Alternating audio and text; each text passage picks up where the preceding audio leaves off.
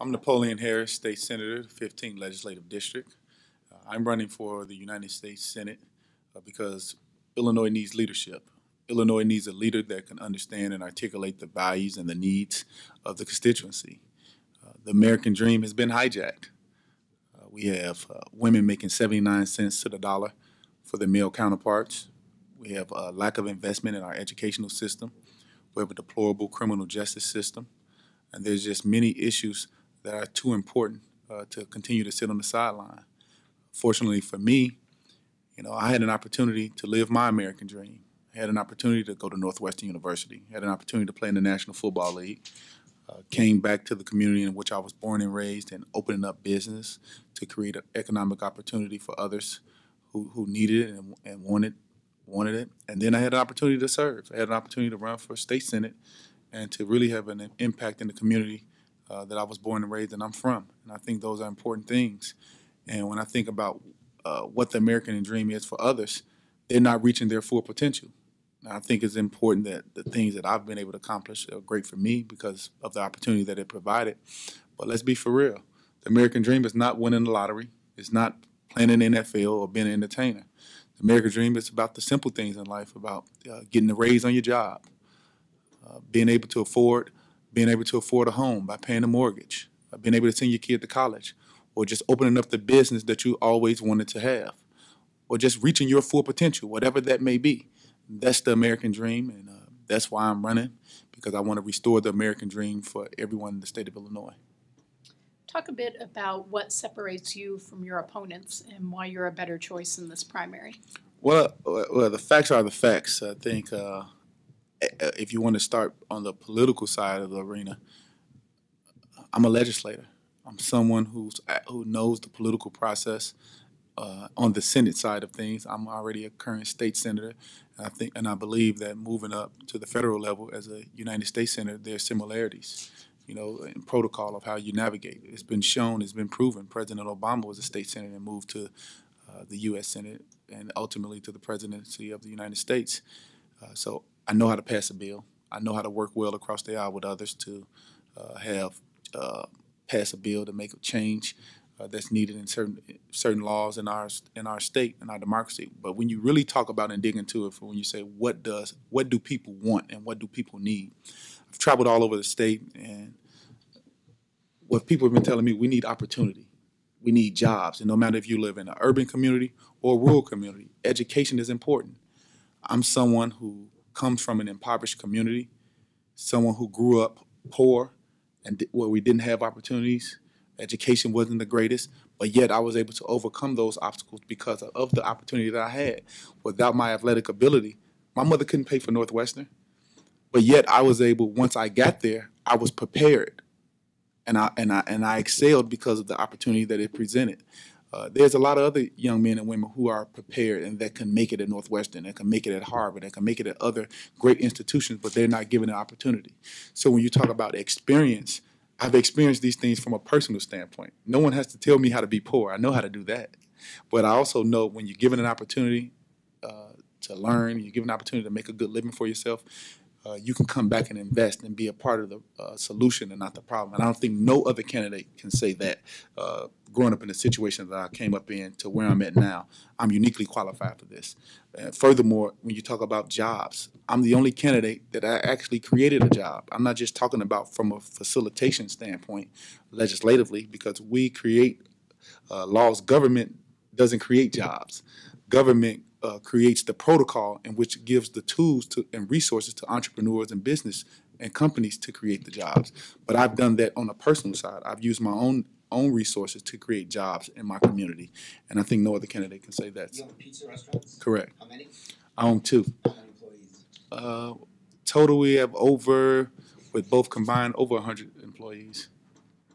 Are they both in the city in Chicago? Or? No, they're in opposite sides of town. One's on the east side, one's on the west side in the south suburbs. It's Chicago area, Harvey and Orland Park. Okay. Orland Park? Yes. So You talk about legislative experience, and you're part of the state legislature, which is now part of the problem with the governor 8 months without a state budget. So is that really a great recommendation for anybody involved in that process to move forward as a problem solver? Well, I look at it this way. You know, I can't be held accountable for the actions of someone else, although we can tend to want to make recommendations to work together. You know, you understand, Bernie, you've been around a while and covered the State House.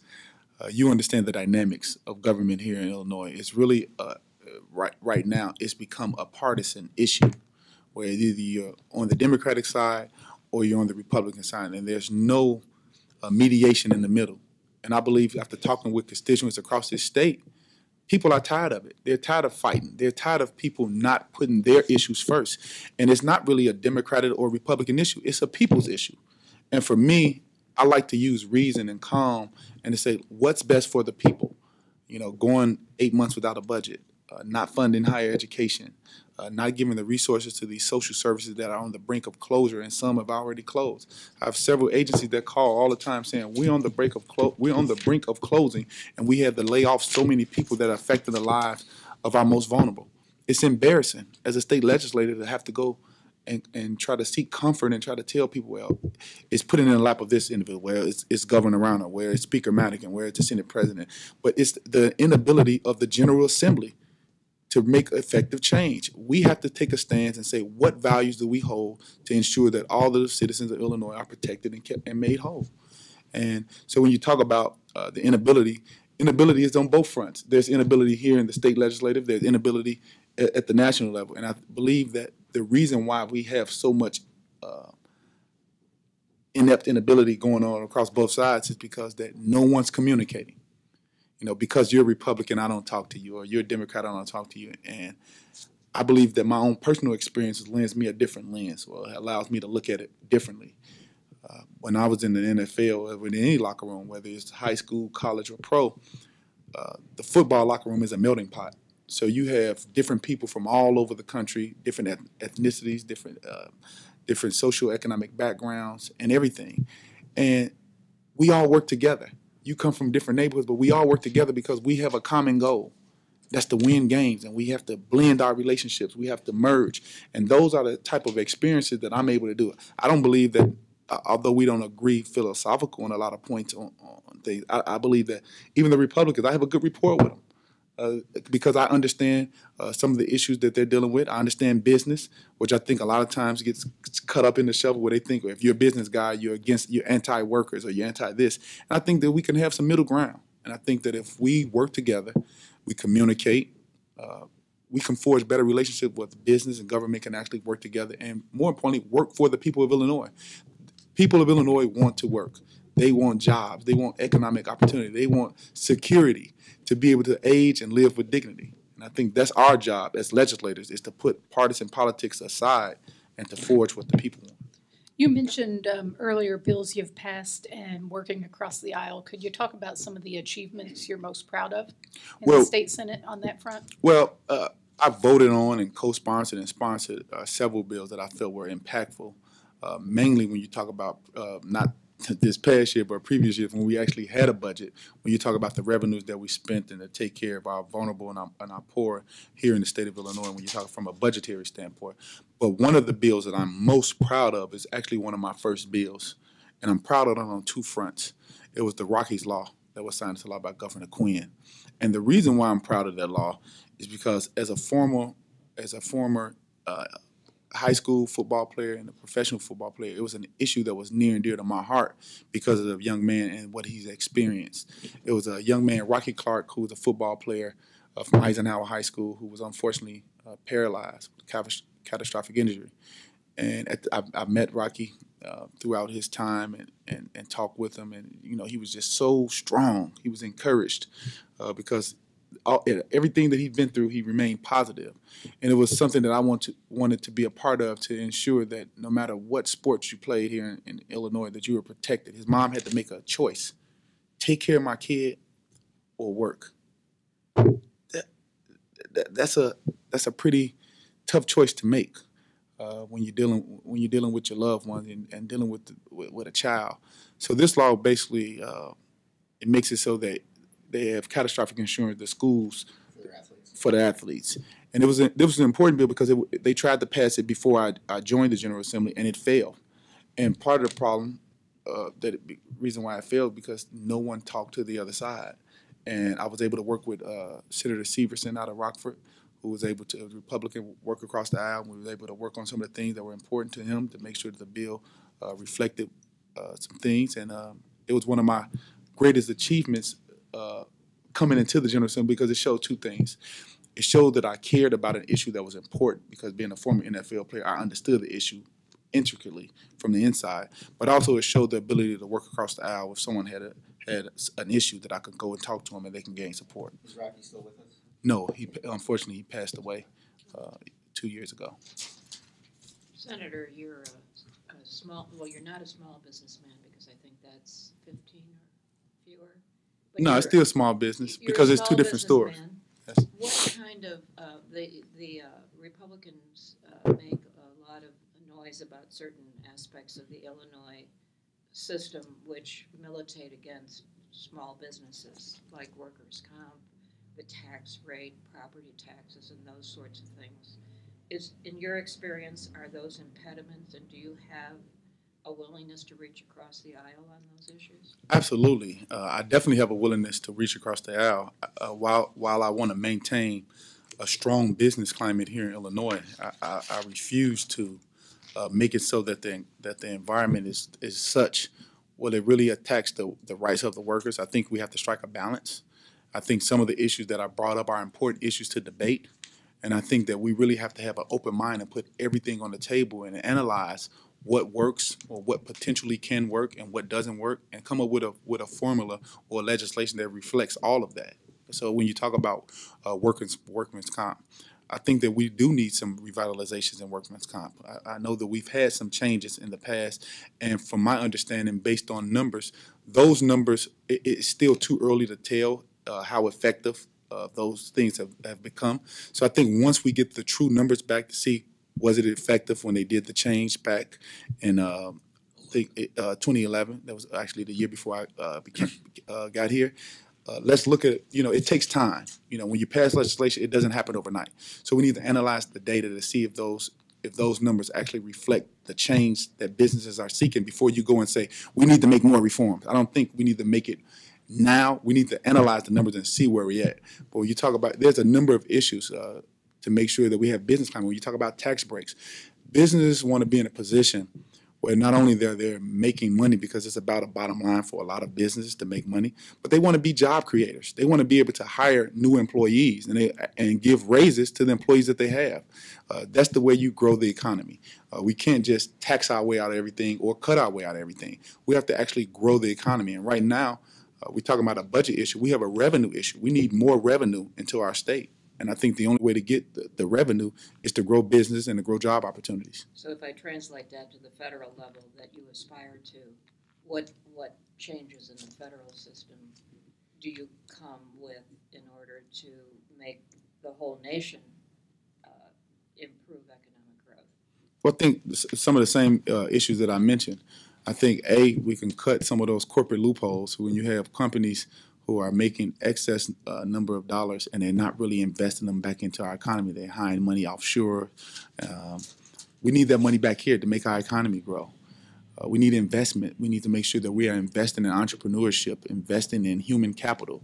We have to give businesses the resources to be businessmen. Like I said before, government does not create jobs. The business community does. Small business is the backbone of our economy. If we lose the small business, we're going to have higher unemployment. And, we've seen the staggering rates where unemployment have went down. But when you focus right here in Illinois, our unemployment rate is still high. And when you narrow it down even more, when you look at the city of Chicago in particular, you have, between African-American males, you have a 52% unemployment rate. That's deplorable. And I think if we want to really make change in that, we have to invest in small business. We have to invest in structural reforms. But more importantly, we have to invest in infrastructure as well to create these sustainable jobs, because we know our roads and our bridges and building schools, and those are not just jobs. Those are careers, things that you can raise a family on and have benefits and live with dignity. When you say invest in small business, what's the best way to do that? Are you talking tax breaks? How would you do that? It's a combination. You can give some tax breaks and some relief, but we need some assurances. You don't want to just give small business all the goodies without investing back in the community. They have to hire so many people. They have to be good stewards of in the community. I think those are some of the starts when you're talking about investing. And then you want to make sure that they have access to capital. You know, we have to work with the banking industry because we have a lot of entrepreneurs who want to start businesses, who have great ideas, but the access to capital has always been a barrier. And I think if we can overcome some of those hurdles, we're able to employ people and put people to work. What do you think of the minimum wage? It's been talked about nationally, like by Hillary and Bernie and folks. And Chicago just raised it to what, is it 12 now? It started at 10, and it's going incrementally over the next 3 to 4 years. It's going to be up to 13, so I believe. As a small business person, you know, Hillary talks about. I mean, some people talk about 15. I'm not sure. What do you think of that? Because obviously it cuts both ways. I voted to raise the minimum wage here in Springfield, and I believe that we should raise wages. But I like to expand the conversation and not just talk about minimum wage. Why are we having a national conversation about the lowest that you can actually make? And let's have a conversation about what's my greatest potential. You know, when I was younger, I didn't dream at night to wake up, let me close my eyes, and tomorrow I want to wake up and work at McDonald's and work for the least that I can make. I dreamed big. I wanted to be great. I wanted to be a doctor. I wanted to be an architect. I wanted to be like Walter Payton and be like Michael Jordan. And I wanted to earn a lot of money. Everybody wants to dream and be a millionaire. And I think every kid, every young person, every aspiring entrepreneur should want to be great. They should want to have their highest potential. Now, while I agree with the conversation about increasing wages and wage inequality, I think the focus, we're using it as a carrot. We're dangling it over people's head to say, here's the minimum wage. Yes, raise the wage, but let's talk about our true potential. And the only way to do that is to grow. And you have to grow business. You have to grow opportunities for real jobs to sustain and raise a family on. The minimum wage was never intended to raise a family on. Those were intended to be starter jobs, to teach young men and women how to work, different work habits, structural learning, you know. And right now, because we have had manufacturing jobs and steel mill jobs and other jobs be offshored and go out of the country, we're now seeking to use minimum wage jobs as a way to secure the middle class. I believe that the way to secure the middle class is to invest. You have to invest in some of those things that many other people are talking about now, in infrastructure programs, investment in small business, and grow the economy. What do you think of Trans-Pacific Partnership and some of the trade deals? Well, I think we need trade. I think trade is important to our economy because we live in a global economy. Unlike my opponents, I'm the only one that actually supports the TPP. And part of the reason why I support the TPP is because it puts us in play with our allies in the Pacific Rim, and it isolates China from the money manipulation and the things that they do. But more importantly, for downstate Illinois in particular, when you talk about our agriculture and you talk about our farmers and the soybeans, we're able to now export and trade and be a part of the global economy. The TPP has a chapter for small business, and I think that's important. And as a senator, you have to be conscious of all the state, not just one portion. It may not be good per se in all for one part of the state, but it's good for another part of the state to grow their economy. And I think you have to be respectful of that. And I think it did, in some regard, it raised the standard abroad, and more importantly, it strengthened our relationship with our the Pacific Rim. And that with the small business chapter, I think is important for small businesses in certain parts of our state to have an advantage to be able to export their goods, because now they're going to be the economic engines for their area. They're going to have to hire more people, you know, because they're exporting so many goods and services. And then that's creating economic opportunity and jobs in other parts of the region. What about Cuba? How do you see Cuba playing out? Well, I think when you open up new markets, it's the same thing. Now you're able to. Cuba needs resources. They need agriculture. We are huge in agriculture here in the state of Illinois. Now we have a new market. We can export goods and services and create more job opportunities for our residents here in Illinois. So I think anytime you can open new markets where small businesses here in the state of Illinois can take advantage of, we ought to look into it and see what's the best way that we can make it happen. Where are you on the Syrian refugee question, which is obviously between Mark Kirk and Tammy Duckworth? You hear a lot about this so far. Your thoughts on that issue? Well, it's definitely a political question, and let's just call it what it is. You know, we are all immigrants. We've all come to this country seeking a better life in one shape or form or another, whether you came on Columbus ship, transatlantic slave trade, or Ellis Isle. We've all come to this country or seek this country of America because we want the very best of opportunity and liberty. So when I think about the Syrian refugees, I said we should accept them. We should hold our end of the bargain and live out our true American values. If we didn't accept the Syrian refugees and went to this notion of fear, that what are we telling to the rest of the world? What are we saying about America? They're leaving and trying to escape persecution from terrorists and ISIS. And if we don't accept them, they will have no other choice but to join ISIS regimes, and because they're seeking refuge, much like gang members in inner cities. When people don't feel loved and they don't feel wanted, they seek refuge in people that take them in. And we would hate for these Syrian refugees to go and get involved in ISIS type concentration camps and be terrorists against our homeland. So I say we accept them. They go through a strenuous process as it is to be looked at, and I think it's right to let them in and uplive to our standard. Number? I mean, the president is talking 10,000. Well, I think the number that Congresswoman Duckworth said is actually a large number that I don't know if we can really handle. The 200,000, I think that is a very large number for us to handle. Exactly But I think we start at where President Obama said. Let's live up to what we said we would do, and then we learn and we go from there. Where do you stand on the military defense budget? Well, I believe that we definitely want to maintain that we have a strong military so we can act if necessary. I believe that diplomacy should always be our first option. So when it comes to military spending, I believe that we can cut back on some of the spending that we do in military so that we can have the resources to pay for some of the programs and the things that we need and to get down our debt. I think part of the reason why our debt is so high because we've invested in costly wars that have really amounted to nothing favorable for the United States. So that's my opinion. How would you rate how President Obama has handled Syria and ISIS? Would you do anything differently? Well, I think President Obama has did a pretty good job when you think about in relation to the state of our country, where it was when he took office versus now. I mean, under the last president before Obama, we've had terror hit right home. When you talk about 9/11 and the World Trade Center, we haven't had that under President Obama's watch. And I think what President Obama did do a great job of was he went over and with our human intelligence, we were able to get a lot of information with the ISIS and the terrorist plots that was abroad and able to thwart them. And we were also able to use technology. He came in and he used technology when he got elected with social media.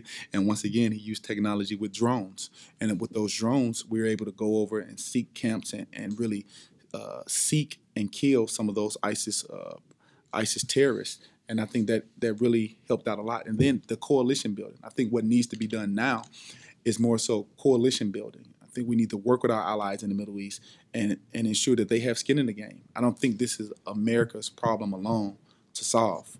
I think we need to work closely with them and make sure that they're bringing resources, they're bringing money, and they're bringing troops, and to make sure that we're fighting it collectively. I think America needs to be a leader in that, in building a coalition and allowing us to have their airspace and their waterways so we can deploy troops and strike at a moment's notice if we need to. But I don't support just bringing our troops in.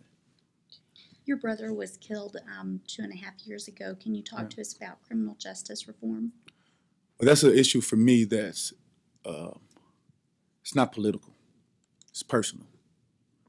Because I was on the phone talking to him probably about 9:30, 10 o'clock. And we get a call an hour later saying he was shot.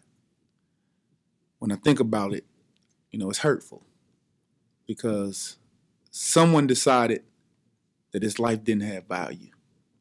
He wasn't a drug dealer, wasn't a gangbanger, wrong place at the wrong time.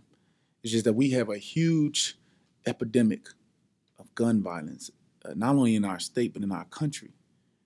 And I believe that President Obama is looking for options to try to curtail this epidemic. I'm a supporter of the Second Amendment right. I believe in the Second Amendment of the United States of America. But I also know that we have such an epidemic that we need to evaluate our values and why do we have so many guns in the hands of wrong people. law-abiding citizens are not just breaking the law at all costs. We have to find a way to curtail this epidemic, and whether it's legislation. I mean, most Americans agree that we can have some sensible background checks. Democrats and Republicans, everybody agrees to that. We have gun show loopholes. We have straw purchasing. But some of the issues that don't or sometimes get overlooked is our mental health, the investment that we have in the mental health system. Right in Cook County, we've closed down 6 mental health facilities. And now when you look at the county prison system, most of those men and women who are incarcerated have some sort of mental health issue. Maybe they don't need to be locked up behind bars. Maybe they need the mental health treatment to get better. And I think we need to really evaluate and go down that avenue to curtail it. But I think legislation alone won't do it. I think it takes the community to come together to really curtail this epidemic. You know, one of the things that I would recommend as a member of the United States Senate would recommend a state of emergency. Anytime there's 15 homicides per 100,000, I would recommend that we bring in resources, that we bring in conflict resolution, that we bring in gang intervention, we bring in law enforcement if necessary to make the community whole, much like we do when we have tornadoes, flooding. We bring in resources to heal the community which was affected. So whatever community across the country that was affected, we bring in those resources to make those communities whole. Because the object is to prevent these incidents before they happen, because it's more costly, the long-term effect. When you think about 9/11, we're still suffering from incidents of 9/11. And if we can curtail this epidemic by bringing in counselors, by bringing in intervention, when you think about over in the Middle East and other parts of the world, the United States, we have civil conflicts in other areas, and we go intervene and give them resources to work it out. We could utilize some of those same type strategies and put those into communities with high epidemics of gun violence to try to curtail it. But we need community activists, we need clergy, we need the families of violence, and we need the community and law enforcement to come together, because there's been such a distrust in law enforcement across this country. When you think about just in Chicago, the tapes that have been released and the lack of trust, because we see on tape that young men and young women have been executed and been treated inhumanely, it causes us to pause and to say, are these the people that we can actually trust, who we say are supposed to serve and protect, but yet on tape and on television we see them hurt and neglect? These are the issues of our time that we have to solve collectively. You know, I believe that the majority of our police officers do the right thing, but the ones that don't should be prosecuted to the fullest extent of the law, because they took an oath and an honor with their badge to serve our community. And we uphold that, and we want to make sure that these people who we say are supposed to serve and protect their communities, they doing so. So that's something that we really have to look into, is rebuilding public trust.